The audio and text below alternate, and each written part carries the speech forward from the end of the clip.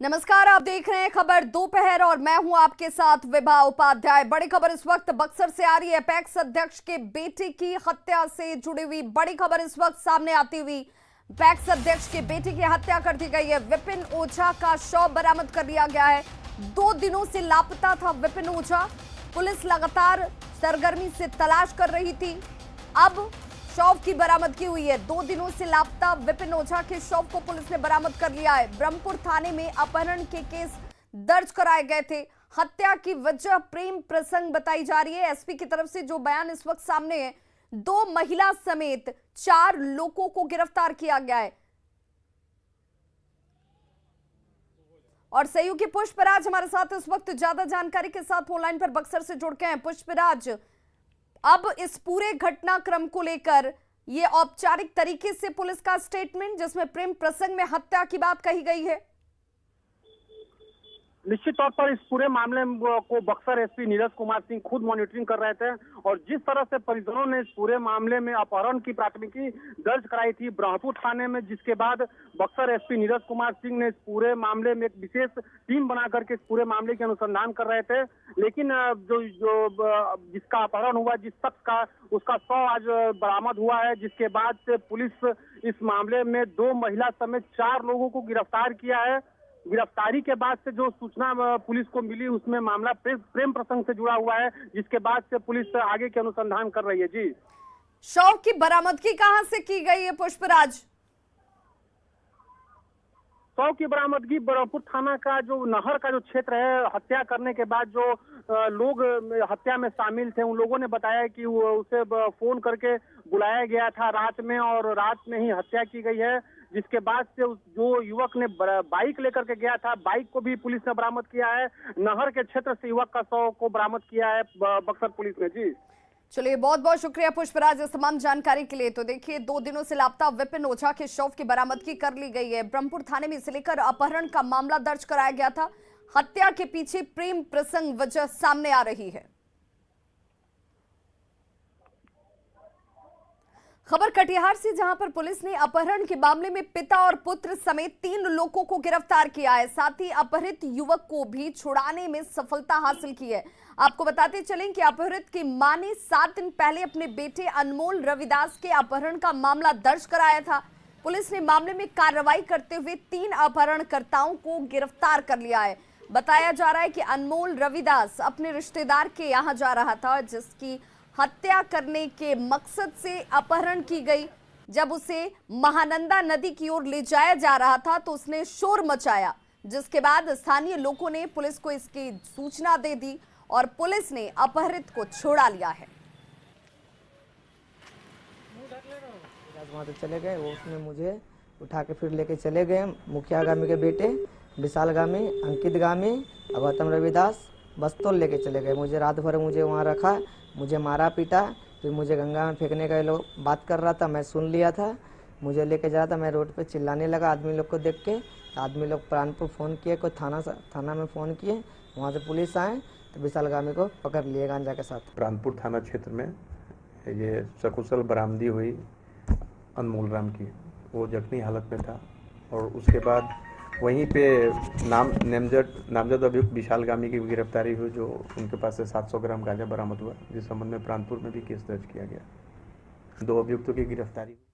और बड़ी खबर इस वक्त झारखंड के पलामू से आ रही है। अशोका बिल्डकॉन के कैंपस में एक बार फिर से गोलीबारी की घटना हुई है।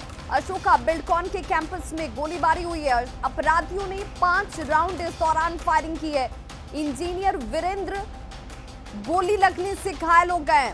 2 महीने पहले अमन साहू के गुर्गों ने यहां पर फायरिंग की थी। एक बार फिर से फायरिंग की घटना। रंगदारी को लेकर पहले भी गोलीबारी की घटना सामने आ चुकी है। रेलवे निर्माण कार्य में लगी हुई है अशोका बिल्डकॉन कंपनी और इंजीनियर वीरेंद्र कुमार को इस दौरान गोलीबारी में गोली लग जाती है, जो घायल बताए जा रहे हैं। 2 महीने पहले भी अमन साहू के गुर्गों की तरफ से यहां पर फायरिंग की गई थी। और सहयोगी संजय भारती हमारे साथ इस वक्त ज्यादा जानकारी के साथ ऑनलाइन पर पलामू से जुड़ गए हैं। संजय भारती, पिछली घटना से क्या सबक नहीं लिया? क्या सुरक्षा के मद्देनजर कोई इंतजाम नहीं थे, क्योंकि एक बार फिर से फायरिंग की घटना हो जाती है? देखें, अगर आपराधिक गिरोह पलामू में अगर इसकी सक्रियता की बात करें तो पिछले कुछ महीनों में लगातार बढ़ी है।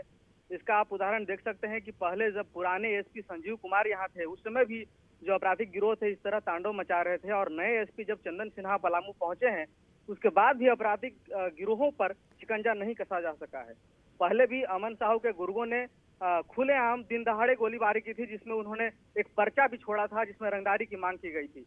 अभी फिलहाल जिस गैंग ने गोलाबारी की है इसकी जानकारी नहीं मिल पाई है, लेकिन एक इंजीनियर घायल हो गया, उसे 3 से अधिक गोलियां लगी हैं और फिलहाल घायल अवस्था में उसे भर्ती कराया गया है अस्पताल में। दूसरी फिलहाल तरफ इंजीनियर की स्थिति कैसी बताई जा रही है? इंजीनियर की स्थिति नाजुक बनी हुई है। हालांकि अगर बात करें तो कमर के नीचे गोली लगी है, जिससे एक बहुत बड़ा राहत है, क्योंकि अगर ऊपर सीने में या अगर माथे में गोली लगती तो मौत भी हो सकती थी। मगर अभी फिलहाल इलाजरत है इंजीनियर, और अभी फिलहाल स्थिति तो नाजुक बनी हुई है, कुछ कहना संभव नहीं है इस मामले में। सवाल ये भी उठता है संजय भारती कि अशोका बिल्डकॉन में जब 2 महीने पहले भी इस तरह की वारदात हुई थी, जब गोलीबारी की गई थी, तो क्या इस बिल्डकॉन की तरफ से यहाँ पर सुरक्षा के मद्देनजर कोई इंतजाम नहीं थे? आपको बता दें कि यह हैदर नगर में घटना हुई है। एक सिमरसोत गांव है जहां पे निर्माण कार्य चल रहा था। रेलवे का 3rd लाइन का निर्माण कर रही है अशोका बिल्डकॉन कंपनी। हालांकि उसका जो मुख्यालय है, जो वहाँ उसने बेस बनाया हुआ है, वहाँ तो कुछ सुरक्षा के इंतजाम किए गए थे, मगर जो उसके विभिन्न साइट हैं, अलग अलग जगहों पर जो निर्माण कार्य चल रहा है, वहाँ जो कैंपस बने हुए उन पर कोई सुरक्षा विशेष नहीं दी गई है। यही कारण है कि अपराधिक खुलेआम इस तरह की घटना को। चलिए, बहुत बहुत शुक्रिया संजय भारती इस तमाम जानकारी के लिए। खबर बेतिया के नरकटियागंज से, जहां नरकटियागंज के एसडीएम के आदेश की धज्जियां उड़ाई जा रही हैं। प्रशासन ने जिस अवैध नर्सिंग होम को सील कर दिया था, उस नर्सिंग होम में अब भी ऑपरेशन जारी है। प्रशासन की सील अपनी जगह है, लेकिन बगल से दरवाजा खोलकर कथित डॉक्टर अंदर बाहर आते जाते आपको नजर आ जाएंगे, और ऐसे में नर्सिंग होम को सील किया जाना अपने आप में हास्यास्पद नजर आता है। देखिए वो तस्वीर पहले आपके सामने, जहां पर सील किया गया था 2 सितंबर को इस अस्पताल को कार्रवाई की जाती हुई और सील कर दिया गया, ताकि इस अस्पताल में किसी तरह का कोई इलाज ना हो पाए, यहाँ डॉक्टर ना पहुंचे। लेकिन सील अस्पताल में तब भी इलाज हो रहा है, आवाजाही बगल से दरवाजे से की जा रही है, लेकिन कोई कार्रवाई यहाँ पर तब क्यों नहीं की गई? आपको बता दें कि 2 सितंबर को ही अवैध नर्सिंग होम को सील किया गया था, लेकिन 2 तस्वीरों के जरिए इस वक्त के हालात को समझा जा सकता है। चोर दरवाजे से इस अस्पताल में अब भी इलाज किया जा रहा है।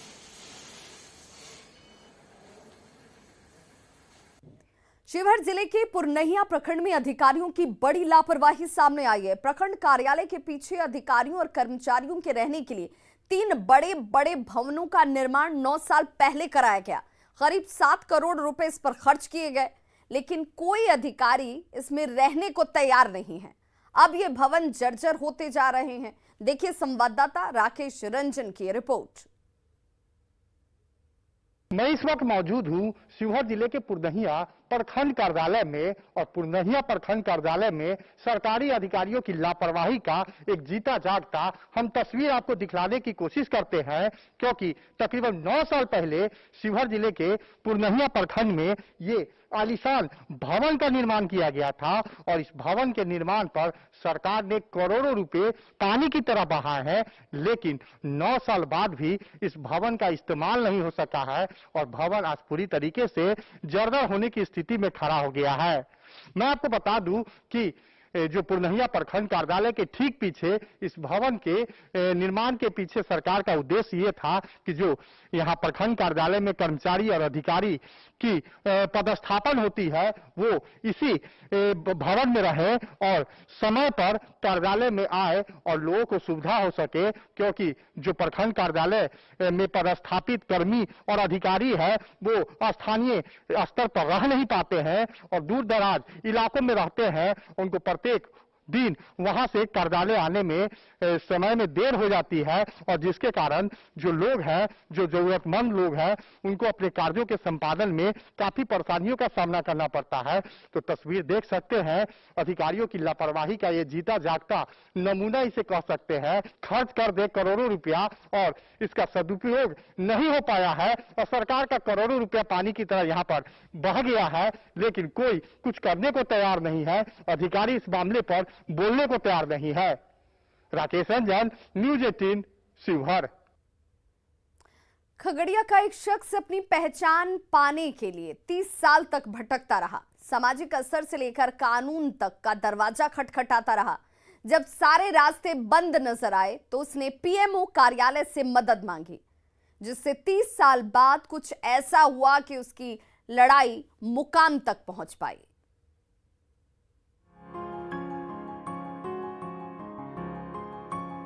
खगड़िया समाहरणालय का चक्कर लगा रहे इस शख्स की अनोखी कहानी है। दरअसल इनकी मां ने अपने देवर पर इनके पिता होने का दावा कर दिया, लेकिन देवर उसे मानने को तैयार नहीं था। जैसे जैसे रणधीर बड़ा होता गया, गांव के लोग उसे चिढ़ाने लगे।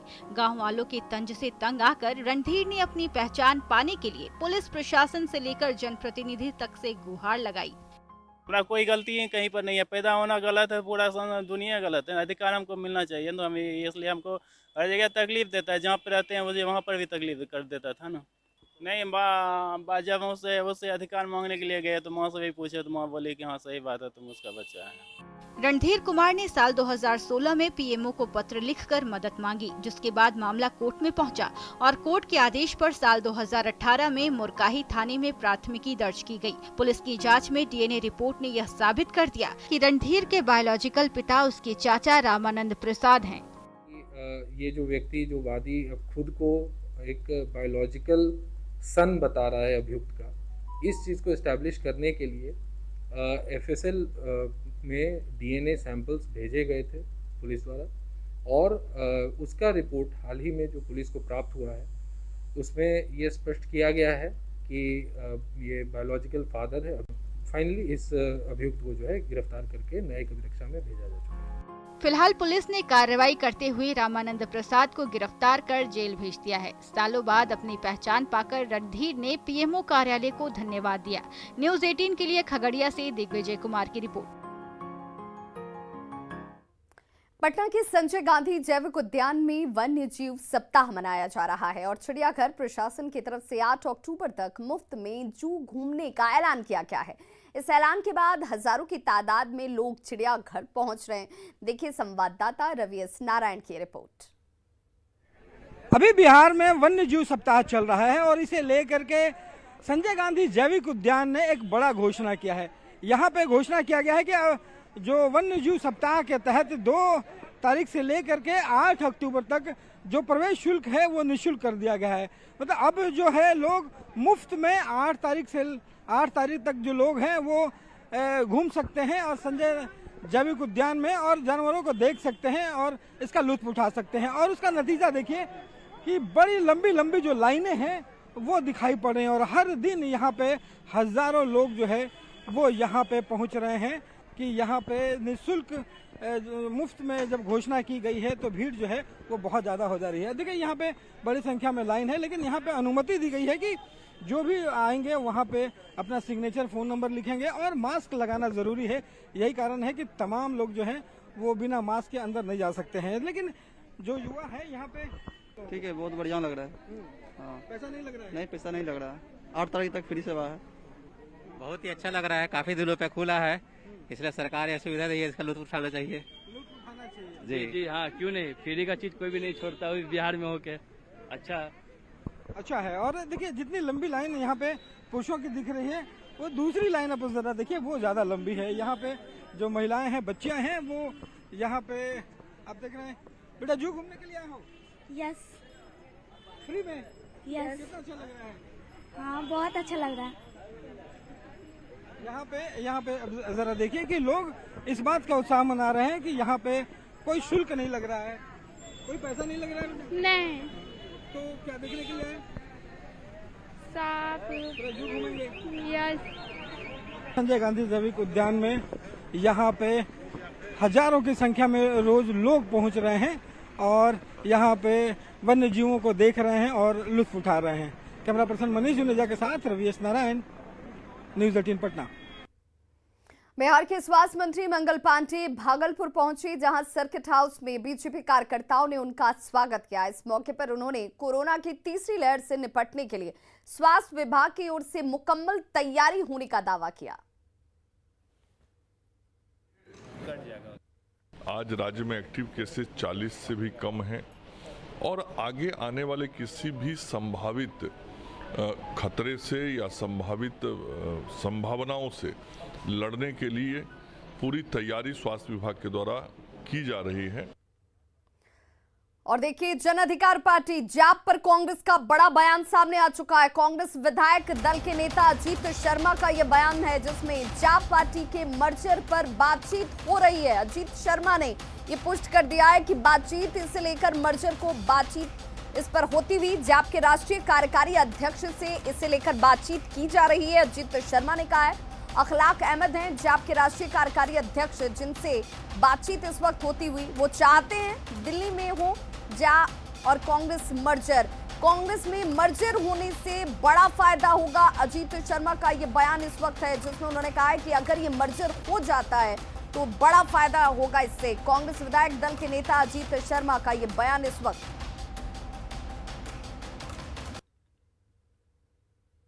गठबंधन से कांग्रेस पार्टी के अलग होने के बाद अब बीच में आए हैं पप्पू यादव। इस वक्त हमारे साथ मौजूद हैं कांग्रेस पार्टी के विधायक दल के नेता अजीत शर्मा। अजीत जी, क्या चल रहा है? पप्पू यादव क्या मर्ज कर रहे हैं कांग्रेस पार्टी में? हमें तो जो राष्ट्रीय कार्यकारी अध्यक्ष जिसे आज सुबह बात हुई है कि पप्पू जी की पूरी पार्टी कांग्रेस में मर्ज करेगी, लेकिन उनका एक ही था कि दिल्ली में हो। हमने कहा कि दिल्ली आप लोग बात कर चुके हैं, तो बोले कि हाँ दिल्ली बात हो चुकी है, अब आप लोग को निर्णय लेना है। तो फिर हमने प्रभारी महोदय से ही बात की, अध्यक्ष से ही बात की कि जब आना है तो उनको लाइए। उनकी पत्नी रंजिता रंजन से ही बात की है और बिल्कुल कांग्रेस पार्टी उनका स्वागत करती है। अगर लालू जी के बाद कोई सबसे बड़ा नेता बिहार में है तो पप्पू यादव जी हैं। आप उनके काम को देखिए ना, जहां भी कोई घटना घटती है पप्पू यादव जी हाजिर हैं। जहां भी एम्बुलेंस में गड़बड़ी हुई, भारतीय जनता पार्टी के एमपी ने किया, वहां पहुंच गए। तो वो जनता से सरोकार रखने वाले लोग हैं। कांग्रेस पार्टी इसका स्वागत करती है और जल्द से जल्द आए कांग्रेस में और कांग्रेस को हम लोग सभी मिलकर मजबूत करने का काम करें। यादव वोट बैंक पे नजर है आप लोगों की पप्पू यादव के बहाने? भाई यादव वोट भी लोग कहते हैं कि लालू जी के साथ चला गया, बदनामी है उनकी। अब तो यूथ जो यादव भाई हैं, जिनका लड़का लड़की। और चलिए अब आपको सीधे लिए चलते। इस वक्त बिहार के मुख्यमंत्री नीतीश कुमार क्या कुछ कह रहे हैं, सुनते हैं। पूर्वी चंपारण, तो इन सब इलाकों का पूरा हम देखते हुए, गोपालगंज का भी इलाका और फिर लौटते हुए वैशाली इलाके में भी उसकी भी जानकारी मिली थी, पहले से भी कुछ प्रभावित था। उस सब को देख लिया है, जितना भी इससे प्रभावित हुआ है, जिसके बारे में जानकारी मिली थी, सबको हमने एरियली देख लिया और आज ही वही हम मीटिंग करने वाले, सभी संबद्ध जिलों के लोगों को और विभाग के सब लोगों को। और इसमें जो इसके पहले आप सबको मालूम है कि हम लोगों ने पूरा आकलन किया था और हर जगह का एक असेसमेंट कर लिया गया था, जितने लोग प्रभावित हैं, फसल कितनी क्षति हुई है या लोग लगा नहीं सके, फसल की शुरुआत नहीं कर सके, तो सबको के बारे में तय कर दिया। और फिर उसका तो हमने पूरा हर जिले से बातचीत करके किया ही, और उसके बाद हमने सारे प्रभारी मंत्रियों को हर जिले में उसकी मीटिंग करा के एक ताकि सब जगह के एमएलए वगैरह सब लोगों को जो भी आइडिया हो और दूसरे जनप्रतिनिधियों को सबको बता दें। तो एक चीज़ का असेसमेंट किया जा चुका, लेकिन फिर जब इधर वर्षापात शुरू हुआ और काफ़ी वर्षा हुई है, तब हमने यही सोच लिया और इसके लिए देख लिया है। और आज फिर हम शाम में पूरी मीटिंग करने वाले हैं और हर जगह का आकलन करने का हमने निर्देश दे दिया है और एक जगह का आकलन करके जो पहले का तय है उसके आगे जितना भी इलाका प्रभावित हुआ है उन सब लोगों को भी राहत के लिए और जो सहायता का हम लोगों का पहले से बना हुआ एक तरीका है, उसी हिसाब से हम सब लोगों को मदद करेंगे और जिनके फसल की क्षति हुई है उनको मदद करेंगे, हर तरह की मदद करेंगे। और आज ही इसके लिए मीटिंग फिर हम करने वाले हैं। पूरा असेसमेंट है तो अनेक जगहों तो आपको हमने कुछ जिलों का बता ही दिया ना, और भी कहीं का कुछ भी है, सब लोगों से बातचीत करके इन लोगों को और भी जो सहायता देनी है वो हम लोग निश्चित रूप से सहायता करवाएंगे। आप जानते ही आपदा प्रबंधन को लेकर के जो हम लोग सब दिन से कार्रवाई करते हैं और 4 महीना तो आप जानते हैं हम लोग इसी बीच पर अलर्ट रहते हैं। और अब तक अक्टूबर का रेयरली बहुत पहले कभी आया था, इस बार फिर अक्टूबर महीने में भी ऐसी स्थिति आ गई कि अक्टूबर महीने तक, तो अब तो लगभग कहीं एक आध दिन और पड़ेगा तो पड़ेगा, लेकिन अब तो ये माना जा रहा है कि अब नहीं होगा। लेकिन फिर भी कहीं भी इसके बाद भी होगा उस सबका असेसमेंट करके सबको पूरी सहायता दी जाएगी। और फसल क्षति होगा उपचुनाव का तो ऐलान हम हो लोग चुका करेंगे। है, दोनों ही सीटों पर आप लोग चुनाव लड़ रहे हैं। टूट की खबर है, ऐसा लग रहा है कि आरजेडी और कांग्रेस दोनों अलग हो गए हैं। अब ये तो आप ही लोग जो छाप रहे हैं, जो खबर आ रही है उसी के बारे में सुन रहे हैं, लेकिन हर पार्टी का तो अपना अपना हिसाब होता है, तो जो करना है लोग कर रहे होंगे, लेकिन तरह तरह की बात भी लोग बोलते रहते हैं भाई। सर आपकी भी पार्टी 2 सीटों पर है। कई ऐसे जनप्रतिनिधि हैं जो सजा याफ्ता हैं, दोषी करार हो गया और सजा काट रहे हैं और उन्हें पेंशन दिया जाता है विधानसभा के द्वारा। क्या नैतिकता के आधार पर इसे आप सही मानते हैं, पेंशन देना किसी भी सजा याफ्ता? देखिए, पेंशन का देने का तो एक अलग नियम है, लेकिन जो आप बोल रहे हैं कि कोई सजा याफ्ता है, कुछ भी है, तो उनके लिए तो एक अलग से है ही बना हुआ। कोई सजा याफ्ता है तो उसके बारे में तो अलग चीज़ है, लेकिन कोई भी जनप्रतिनिधि रहा है तो उनको जो कुछ भी मदद मिलती है वो मदद दिया जाता है, वो तो आप सबको मालूम ही है। 2 सीटों पर सर आपकी पार्टी चुनाव लड़ रही है, फिर से सामने वाले हम लोगों की पार्टी लड़ रही है और पूरा एनडीए एकजुट है, सब लड़ रहे हैं और अब तो जनता को फैसला लेना है। लालू जी भी आ रहे हैं चुनाव प्रचार, हम लोग जीत रहे हैं। फिर से दावा हो रहा है कि कोई दावा करता, हम लोग कभी कुछ बोलते हैं। रोजगार का मुद्दा फिर से कौन कौन क्या बोलता रहता है, किस भाषा का प्रयोग करता है, कुछ लोगों की आदत है अपना बोलते रहते हैं और जनता मालिक है। आप तो जानते हैं कि वो दोनों सीट उस सब हाल में भी तो जेडीयू जीता था, हम लोगों की पार्टी जीती थी और पूरा एनडीए ने मिल करके तय किया, एक साथ घोषणा किया और आज ही के दिन दोनों जगह नॉमिनेशन का तय किया, तो सब लोग मिल करके सहयोग कर रहे हैं, साथ दे रहे हैं, लगेंगे। और जो जनता मालिक है वो चर्चा है कि लालू जी आ रहे हैं, चर्चा है कि लालू जी भी आएंगे भाषण में। चाहे न करे, अपने कौन को रोके हुए क्या करेंगे, वो तो भाषण देंगे, क्या करेंगे, उनकी अपनी इच्छा है ना। जेल से भी तो काम करते ही रहते हैं, तो उससे क्या क्या। तो बिहार के मुख्यमंत्री नीतीश कुमार को आप सुन रहे थे और ये तस्वीरें एरियल सर्वे के दौरान की, जब आज बाढ़ प्रभावित इलाकों का उन्होंने एरियल सर्वे किया है और तमाम जिलों में क्या स्थिति है, सीतामढ़ी, चंपारण, गोपालगंज, वैशाली, ये तमाम जगहों का एरियल सर्वे करने के बाद बिहार के कई जिलों में बाढ़ की स्थिति बनी हुई है, ये कहते हुए नजर आए मुख्यमंत्री नीतीश कुमार। उन्होंने कहा कि इस वक्त क्या हालात है, इसे सर्वेक्षण किया गया है, इससे जाना गया है और शाम में इसे लेकर एक महत्वपूर्ण बैठक होगी और तमाम राहत, किसानों का जो नुकसान हुआ है और बाढ़ प्रभावित इलाकों में जो आपदा राहत कोष के तहत दी जाती हैं, वो तमाम राहतें दी जाएंगी।